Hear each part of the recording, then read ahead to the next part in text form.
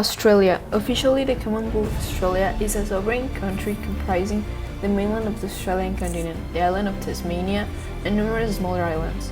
It is the largest country in Oceania and the world's sixth largest country with a total of 7.69 million square kilometers. During the age of exploration, the land was discovered and mapped by many Europeans, including Spanish, Dutch, and English. However, Australia wasn't really explored until 1770, when Captain James Cook explored the east coast and claimed it for Great Britain. He named it New South Wales. The first colony was established at Sydney by Captain Arthur on January 26 of 1788. It was initially considered a penal colony because many of the first settlers were criminals. Britain would sometimes send their criminals to the penal colony rather than jail.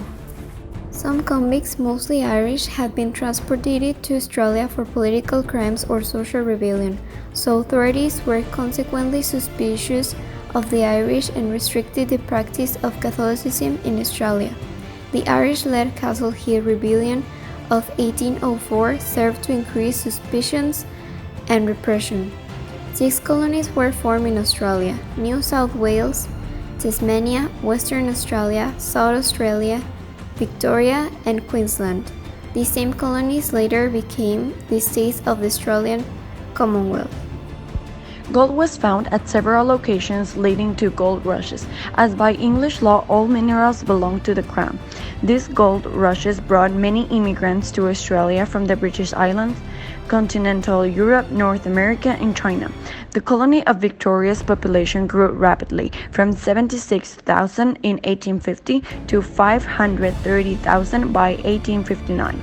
By the mid-19th century, there was a strong desire for representative and responsible government in the colonies of Australia, fed by the democratic spirit of the goldfish, evident at the Eureka Stockade, and the ideas of the Great Reform Movement sweeping Europe, the United States, and the British Empire.